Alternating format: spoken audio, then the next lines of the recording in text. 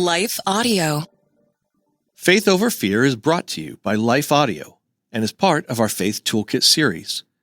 For more inspirational, faith-affirming podcasts, visit us at lifeaudio.com.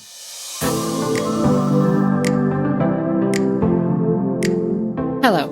Welcome to the Faith Over Fear podcast, where we attack our most pervasive fears with truth. Because life is too short for any of us to live enslaved. At Holy Love Ministries, we are passionate about helping God's children discover, embrace, and live in God's freedom. We would love to connect with you online. Just visit our show notes to learn how to connect with us.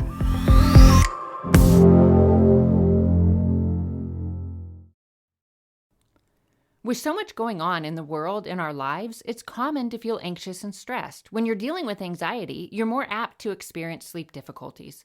That's why I'm happy to tell you about the Abide, Sleep, and Pray meditation app, the #1 Christian meditation app proven to reduce stress, improve your sleep, and deepen your experience with the peace of Christ through biblical meditation. The regular meditation has helped me personally reduce my stress and get more restful sleep. And with Abide's premium subscription services, you get ad-free meditation, early access to more content, background music customization, a sleep timer, and even a journal to record your progress. Sleep better and find peace. Download the Abide app today and boost your mental, physical, and spiritual health. Right now, I have a special offer when you subscribe, 25% off your first year when you sign up for the premium subscription, but only if you text my promo code OVER, that's OVER, to 22433. Don't wait. Download Abide, Sleep, and Pray meditation today and text my promo code OVER to 22433 today to get 25% off. Be honest. Since you got up this morning, have you done anything new? Tried any new foods? Listened to new music? Or taken a new route? The good news is, the day isn't over. Hey Lexus, turn it up. And the reinvented Lexus RX is definitely something new, with heart-pounding design, intelligent technology, and the first ever RX 500h performance hybrid. Never lose your edge with the all-new Lexus RX. Click the banner to discover more. Experience amazing at your Lexus dealer.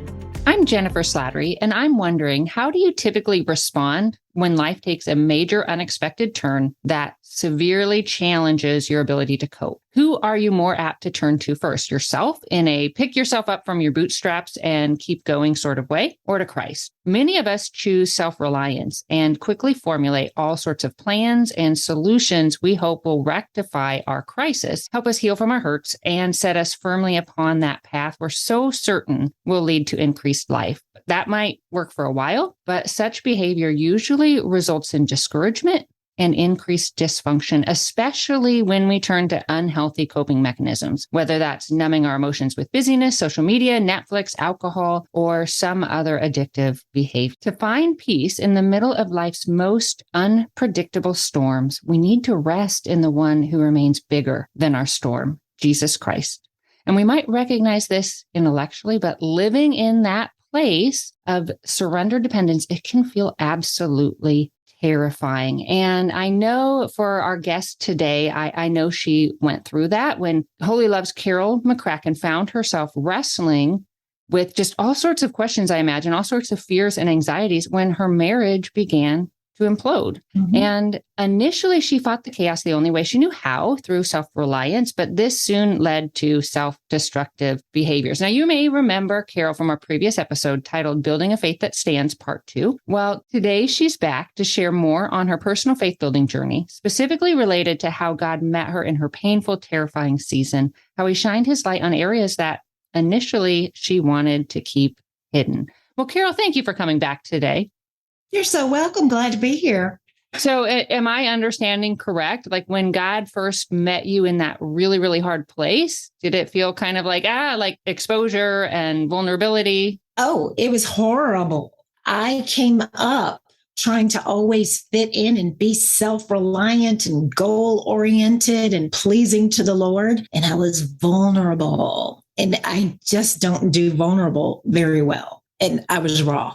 Yeah. Well, can you give us a little bit of a background? So for those of you who, I don't think you shared your story last time. So maybe kind of lead us into, I mean, obviously you didn't go into marriage thinking like, okay, I am going to end up divorced. So I'm sure that wasn't like, and you were a believer at the time, correct? Absolutely. Yeah. I found myself in a really strange, what I thought felt hypocritical situation because I don't even believe in divorce. You marry, God meant for it to last, for richer, for poorer, for better, for worse. Only I was getting a whole lot of worse. And I just thought, you stick with it. My husband, he was a good man. I was a good woman. We dated. We thought that we understood each other very well. But 8 years after we married, we had a son and love him with all my heart and soul. And for 2 years, he was absolutely charming. And I got very used to everybody going, oh, he's so pretty. He's such a good little boy. But something happened about the age of 2 and his behavior dramatically changed. And so he was defiant. It's like a light switch flipped. And we really didn't know how to handle this because, there's no excuse for bad behavior, we thought. But his behavior was getting so bad that he kept getting kicked out of daycares. And it's like, what? Our little angel? No. And it began progressing. And we didn't really know what to do with him. Then, probably at the age of 12, I would say, when hormones start, if you will, he began exhibiting some very, very scary behaviors we had not seen before. And we knew we needed professional help at that point in time to help him. Now, the good news is professional help definitely helped with a combination of counseling and with medication. He began to take some controls of his behavior because he was ADHD. He had Tourette's. He had Asperger's syndrome. And the thing that changed his life the most was something called cyclothymia. That's a mood swing. For no apparent reason whatsoever, your chemicals can just drop out. And when he would do things, my husband would ask him, why did you do that? And he'd say, I don't know. And the doctor said he probably really doesn't know. Now, when you're on pins and needles all the time, you're just trying to survive. And we wanted him to be happy, and he just wasn't. And my husband and I did not agree on how to raise him because, as you can imagine, there is no manual to deal with that sort of thing. You're learning as you go. It's like learning a different language. While we both wanted his happiness, we did not agree on how things should be. And I was kind of raised like, you don't air your dirty laundry. You handle it. You take care of your business. And so I continued to go to Bible study. It'll be key in the story. I'm a Bible study teacher and I'm in the ministry. But yet I still felt awful all the time. So I began to have glasses of wine and glasses of wine and glasses of wine. I come from a family riddled with alcoholism. I'm sure your anxiety level was off the charts. Oh, yeah. Yes, that describes it perfectly. It was off the charts. I just didn't want to feel anymore. Anxiety all the time, that will wear you out. And I just wanted the feeling to stop. But alcoholism is a progressive disease. And I needed more and I needed more and I needed more. And I hate telling the story, but there's good news with the story because there's healing when you rely on the right things. And I'll just go ahead and tell you, one day it had gotten to the point where we were expecting company at the house, and I decided I needed more wine. Before they came? Yes, before they came. Oh, yes, cleaning was intense, let me tell you. It really is hard to describe, Jennifer, because somebody that is not addicted cannot understand how a completely sane woman could have something rule over her. I've had friends that say, why couldn't you just put it down? I don't know. I think you brought up a good point. You said it was in your family. So yes. You already had kind of would weakness be the right word absolutely. But a predisposition for it. Correct. Okay. Yes. So, and yes, it was a weakness because I didn't have a turn off switch. I know that sounds weird, but I couldn't turn it off. And so the numbing wasn't solving anything. Intellectually, I knew. I just wanted to stop the pain. But when I did, the problems were still there. Intellectually, I understood that, but I was truly addicted. My judgment was impaired, but I didn't think my judgment was impaired. Does that make sense? Absolutely. Well, I mean, and it sounds like, I think it's easy for people to get in that place where everything feels completely out of control. Absolutely. That it's just even to have a rational thought is it's almost like you're being bombarded it sounded like you're being bombarded in every single direction. And your brain was maybe just like this, peace out. Like that's exactly it. It's like, just make it stop. Mm-hmm. The phone would ring and they go, "Are you Connor McCracken's mother?" And I'm like, no. Yeah.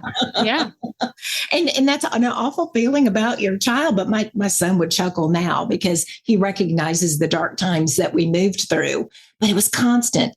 I lived on eggshells. Can I pause you here? Because I think that's important for some of our listeners here who maybe are in that place. I don't know if they, whether they're in a rough marriage, maybe they're dealing with children who have a mental health challenge or, whatever they're dealing with. Mm-hmm. So you just said you and your son are in a good place now. Yes. Yes. So I think for our listener, hold on to that. She's going to finish her story. But yes, honestly. And that's the purpose of me telling the story, is because you can get to the other side, but it can happen to you because it happened to me. And it doesn't seem like you can get to the other side when you're right in the middle of it, but just hold on. Cause y'all, I wanted to give up. I bet. It was too much. Mm-hmm. And it sounds like you hopefully I'm saying this correctly, but didn't allow yourself to have a support system. You got that right. Oh, why would I need a support system? I would handle it.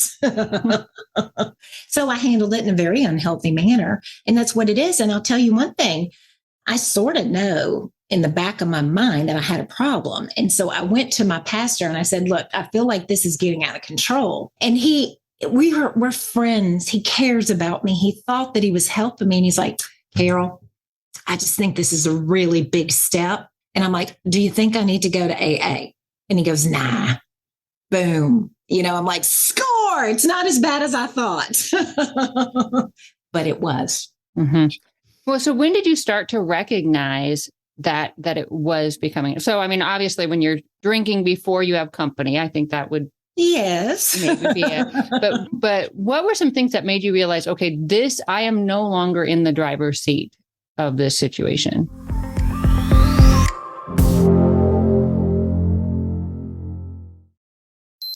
Be honest. Since you got up this morning, have you done anything new? Tried any new foods? Listened to new music? Or taken a new route? The good news is, the day isn't over. Hey, Lexus, turn it up. And the reinvented Lexus RX is definitely something new. With heart-pounding design, intelligent technology, and the first ever RX 500h performance hybrid. Never lose your edge with the all-new Lexus RX. Click the banner to discover more. Experience amazing at your Lexus dealer. Shopify presents cool sheets from aha to lying awake while you bake isn't cool. I suffered from the wrong kind of hot in bed, heat-induced insomnia. That was my aha moment. Bed sheets that keep you cool. Then I thought, how do I even sell bed sheets? That's when I had the idea that made it all possible, signing up on Shopify. With the help of Shopify's intuitive online store creator, I started selling sustainable bamboo sheets that keep cool year-round. And my cool idea became a reality. Hot sleepers around the world rejoice. Shopify makes it simple to keep your cool while starting and growing your business. Start selling with Shopify today and join the commerce platform powering millions of businesses worldwide. From aha to anything is possible. This is Possibility, powered by Shopify. Start selling online today. Sign up for a free trial at shopify.com/free22. Shopify.com/free22. Well, I denied it for a long time. I'll be real honest with you, because I would tell myself, I don't drink every day. I'm fine. But I was a binge drinker.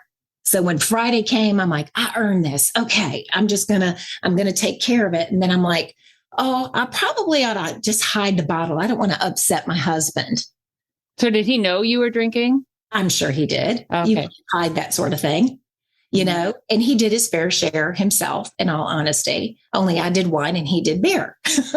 So that's how we chose to dysfunctionally cope. But then I began to have headaches. And then every Monday I had a headache before I went into work. So I still functioned, and I would lie to myself and go, You had too much, but go on, girl, get your stuff done at work. And because I could, it wasn't really a problem. I was in a lot of denial, but a drunk person's a very selfish person. You don't know how selfish you are being when you're in the middle of it. Explain. You think you're not bothering anybody else. You think that you're keeping it to yourself, but yet you have to buy more and you have to hide it. Therefore, you seclude, and anything that you have to hide has power over you. Say that again. I think that's important. Anything that you have to hide has power over you. And I think it also creates, just because people recognize, we're more on edge, we're probably more irritable. And so it doesn't really lead to peaceful, relaxed, healthy relationships either, I'm assuming. And so I don't want to, I'm sure that was challenging for your son too. Absolutely. He felt the eggshells because my husband and I were fighting all the time. And we definitely disagreed about our son, but escalation when you are altered is a lot quicker and a lot higher. And we just both got to the point. It was hostile. And how can you be in a relationship where you once loved each other and then all of a sudden it's this sense of betrayal? Oh my goodness, the other person is not on my side, but you're altered. You're not thinking clearly. So. And not just from the alcohol, but scientists will tell us when we are in a fearful state that our emotional centers in our brain are charged and our thinking centers are kind of turned off. So you had kind of the two. You had the stress turning off your rational thinking, right. I'm assuming. And then you had the alcohol that's like, yeah, we're just going to numb it down even more. That's exactly right. I thought it was helping because, I had things to do. I had to go to work and stuff. And then I had to go to Bible study. I need to study my scripture so I could teach. And I'm sure that's where some of our listeners are at right now. And, they're going to the very places where they can get help, but maybe are going with the mask on and the walls up. And so not receiving the full benefit that really is available in the body of Christ. And really for some of us, I do think we have to be careful because not every faith community is a safe place. And so we do need to be alert. And that's absolutely true. You've got to use it, but you've also got to be, I tell my story because I have recovered, if you will, by the grace of God, I have recovered, but you can't just go anywhere and just start vomiting up all your stuff. People have to get to know you and you've got to be, to your point, in a safe place. And when you act, Jennifer, like you've got it all together, that's not doing real ministry. Yeah. That was one of my biggest lessons because after what happened to me happened and I was able to go back and confess it to my Bible study, I opened it wasn't me. God opened so many doors through my vulnerability because I was no longer the Bible study on the pedestal in the church. Good point. Yeah. And so it really helped. They weren't happy about my dysfunction, but I was finally doing something about it. Yeah. And I probably too, I want to kind of just stay here for a minute too. If you are in a place where, like Carol was, that's a place where you do need compassion, not enabling, not excusing and justifying, but somebody saying, you know what, wow, this is really hard. I can imagine it'd be very challenging to cope. Yeah, this isn't the best way to cope. I mean, it's kind of like how Paul would always, when he would address people, it was always from this place of like, this isn't who you are. I see better in you. I have hope for you. So just for those of you, because it's easy to get locked into a sense of shame. Yes. And that doesn't help anybody, doesn't help us heal. And it doesn't allow other people in as well. So I appreciate that you sharing how God used your vulnerability to really help other women or people in your Bible study to feel comfortable to share their things as well. What made it, so besides being Bible study teacher with expectations and that sort of thing, this was back, so it's been a while, right? So this was back. Oh, yeah. July 11th, 2021. Not 2021. That would be only. Okay, I'm like, wow. Okay, let's have a conversation. Hold on, it's been longer than you think. Yeah. So conversations were not quite the same that they are now. Correct. Absolutely. Yeah. There's a maturity, and you have to go through it. I had a lot of hard work that I had to do. So for the incident that happened, when I went to go get that bottle of wine, I was driving, and I realized that I probably should not be driving. So I pulled over. And right in my rearview mirror were some police lights. And so luckily I had pulled over. That was the only good thing that I did. But I was right. I should not have been driving. And I had to go to the police station. And the irony of it all is that I had a come to Jesus meeting while I was waiting. And God's like, okay, we've done it your way. How's that working for you? And I just wept. And I wept. And I was so ashamed that I was in that situation. And God, he used my pride. He's a very, very smart God, because I missed church the next day. So I was like, I got to do something about it now. My judgment really is impaired and I didn't know it. So I know that I had a problem. So I called a friend and she picked me up and she took me to a 12-step program. And there began a lot of work where I had a lot of what I had attached stigma. And I wept before I went into that building. I wept and I wept. And I'm like, why am I in this place? I don't belong here with these people. Yeah, right. And I went in and I saw so many accomplished people that had these same struggles that I had, though it was not terribly fun. It was enlightening and I didn't feel alone anymore. And these are people that could really understand how caught up you can get into something. So that is the kind of thing that I confessed. And what helped me most was making myself accountable and telling people about it so that, God forbid, if somebody did catch me in a situation I shouldn't be in, there would be accountability right there. Mm-hmm. Another thing, I had to go to court. And when I went to court, I was so scared and I was so ashamed and I didn't want anybody to see me or look at me. Me, Carol McCracken, I had to get a lawyer and I was in front of a judge. I never in a million years imagined being there.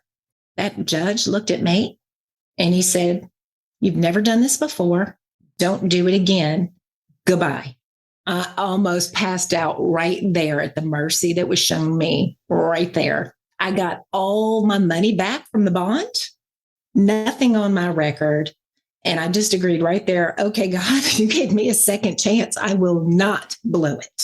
And that keeps me humble because I didn't deserve it. But at that moment, God took my craving away. What I tried to do with self-will, I couldn't do. God took it away like that. Wow. When I surrendered. Wow. No, I do want to say that doesn't always happen. No, it doesn't.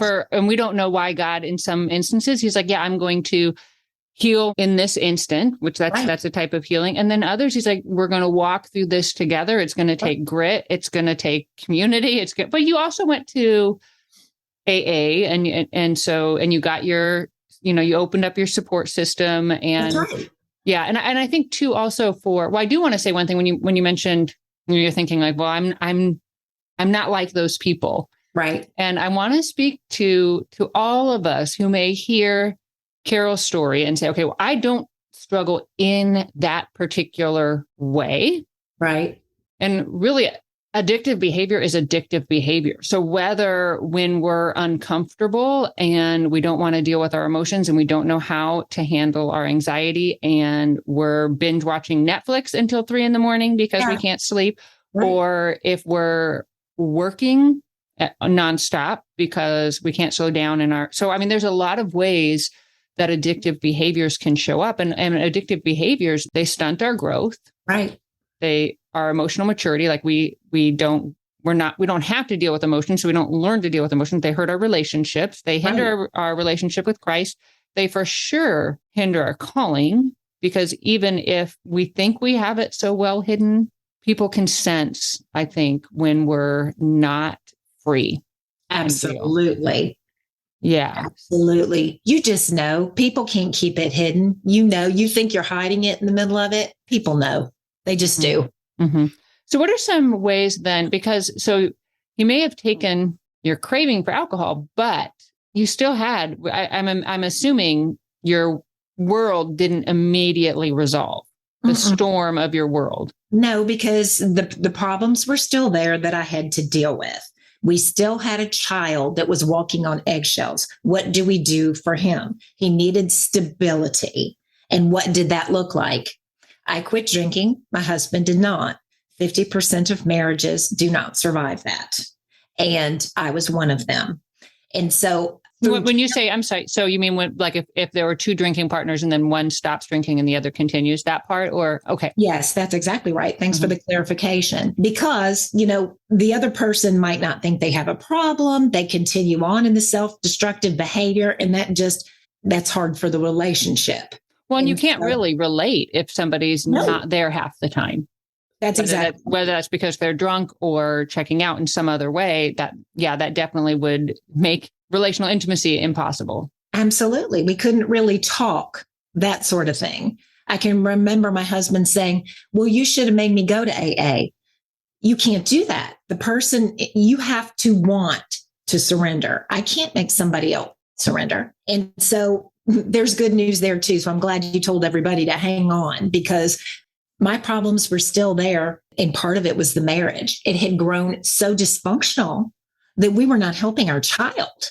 And remember, I don't believe in divorce. And my 17-year-old son came up to me and said, Mom, when are you going to divorce Dad? What do you do with that? Mm-hmm. There's no winner in that situation, I promise you. And it was just getting ugly, ugly, ugly. And sometimes you just have to separate when it's that ugly. And so we did end up getting a divorce. And then the weirdest thing, I'm telling you, only God, Jennifer, only God. We thought if we never saw each other again, we thought we would be happy about that.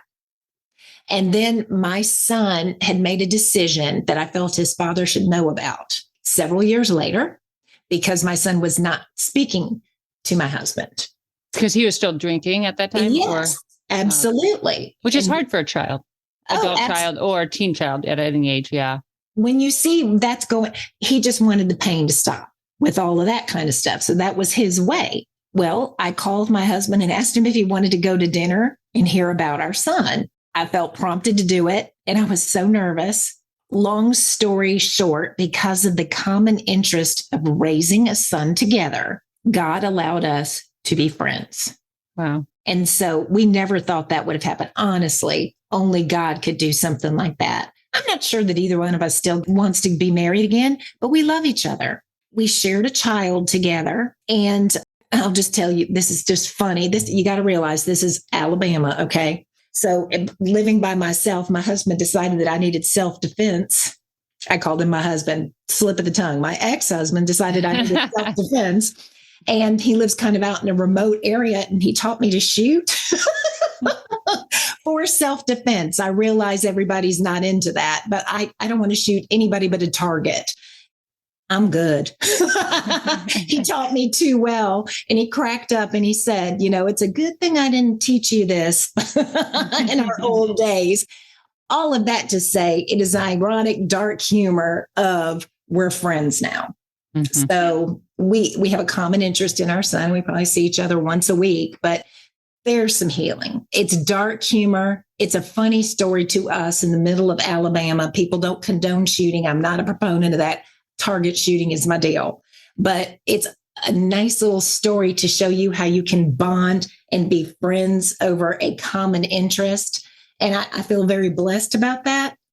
It's a happy thing for me, because I don't like to be at odds with someone. Particularly, I shared 26 years of I grew up on him. Wow. So it's like, you can't just throw that away. Yeah. Yeah. I do want to kind of hit a pause and discuss one thing. So I had a friend when we lived in Southern California who was part of our homeschool community, and she's very attentive to her kids, very godly woman. And none of us knew that her husband had a methamphetamine addiction. Sure. And it made the living environment unhealthy and unsafe for her children. And that was a really hard transition for her, because not everybody in the community understood. Right. Some people decided to speak into a situation that they really didn't know and that God wasn't calling them to speak into. And I want to say this for a couple reasons. And so when she and I would talk, I recognize I don't know your story. I'm not Jesus. And so I would just, that's hard. I'll pray for you. What is Jesus saying? And not that I was trying to, but, I knew as long as she sought Jesus, that he would lead her well. Right. But I want to say this for two reasons. If you are the person, addiction is a very messy, emotionally unsafe, psychologically unsafe environment when, drug addiction, alcohol addiction. That's right. And so there aren't clear-cut answers. And so if you're in that place, only God knows how to guide you, whether he's going to transform the situation. But I think sometimes we can, and I'm probably going to get in trouble for this, but we can push so much marriage that we don't recognize when it's not safe. If you're in that place, seek Christ, get some help around you, maybe seek a counselor, but through that seek Christ, because there's all sorts of different opinions and different things that you might hear. And so I wanted to say that I personally believe there are times when the marriage is not healthy and not safe. And so I think we do need to acknowledge that. And then I would also say to our listeners who have a friend who is married to an alcoholic, to a drug addict, to a porn addict, something, be really, really careful what words you give. So you can always point them to Jesus. You can love them. You can point them to Jesus. And I just wanted to say, because I think there are some people out there who are in a really hard place that are also very confused and maybe feel alone because maybe like you, Carol, they weren't sharing, but then also maybe because they've tried to share and people have never lived with an alcoholic or a drug addict or a porn addict. Yes, you're supposed to hold each other up in a relationship, and people will fall down. But sometimes there are toxic situations. And I can tell you at this point in mine, I still do not believe in divorce. And I am divorced. I recognize what that sounds like. I do not mean for it to be hypocritical in any way, but sometimes you just have to make decisions after praying and seeking counsel. Mm-hmm. And you have to do the right thing at the right moment. And I tell you what I did. I just prayed for wisdom, and he will give it to you if you ask. Mm-hmm. And then also for those who have said, you know what, I didn't have adultery in my marriage. I didn't have addiction in my marriage, and we got divorced. There's grace. There's always grace. That. So just, keep moving forward. Look at, the topic of today, what we're really looking at. And I think that goes with what you said, Carol, seek his wisdom. He will give it. Maybe not today, maybe not tomorrow. Right. We got to follow his timing because he's working in our hearts as he's guiding us. But if we resist our temptation to rely on ourselves, our wisdom, our perspective, our strength, if we can resist that and seek Christ, he will lead us towards increased health for us, for sure. We have no control over how somebody else responds. Like you said, Carol. Well, just give us just a brief glimpse of how your transition, how it's led to increased freedom or hope for you. I'm a flawed human being. I lived in strife for a long time, trying to be the best that I could be, but I define that as the best that Carol thought that she should be. That is not the same definition of what Christ thinks Carol should be. I am a broken human being. We all are. That's the thing. And I am not perfect, but God loves me enough to get my attention and to keep after me when I go off the path. He softened me up a little bit because I have had struggles. I can relate more to people that have struggles in that capacity rather than a high holy Bible study teacher who knows the word, but yet perhaps wasn't living the word. And there's a big difference there. Absolutely. Yeah. Well, I think that's a great place for us to end today for our listeners. I don't know what it is, what area you're really tempted to rely on yourself, but that just distances us from Christ and his grace, and dependence and surrender. That brings us closer, and that actually increases our strength because he has promised that his strength is made perfect in our weakness. Amen. So, Carol, thank you so much for sharing your story with us today. You're welcome. I hope it helps somebody out there. Don't be afraid, y'all. Surrender. It's scary, but it's so worth it. And if you want to, so Carol is on our private Facebook group, Faith Over Fear, and she shares short little video devotions. So I'd encourage you, we will put a link in the show notes and you can connect with Carol that way. So make sure to do that. I think that'll encourage you. If you haven't already done so, I would encourage you to subscribe to this podcast. Then you won't miss a single episode, and make sure to rate it. That encourages our team and it helps others to find it. Share it with your friends. And until next time, may you live as one who truly has been set free. Faith Over Fear is a production of Life Audio and Salem Media. If you liked what you heard today, please take a second to rate and review this podcast in your favorite podcast app so that more listeners like you can find the show.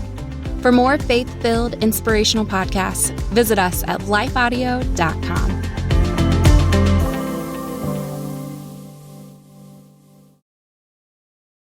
Christians should be serious about our faith. But does that mean we need to be serious people all the time? Especially in a world of weird, absurd stuff? And even when Christian culture gets crazy? I'm Barnabas Piper of the Happy Rant podcast, where we cheerfully rant about pop culture, church culture, work, creativity, life, and just about everything. But we take Jesus seriously. Listen and subscribe at lifeaudio.com. The history of the popes of Rome and Christianity reaches into nearly every aspect of history. In the History of the Papacy podcast, we step over the rope. We dive in to discover more about the people, events, and background that define the influence of the popes of Rome and Church, not only on the West, but the world. To start listening now, go to parthenonpodcast.com or search for History of the Papacy on your favorite podcast platform.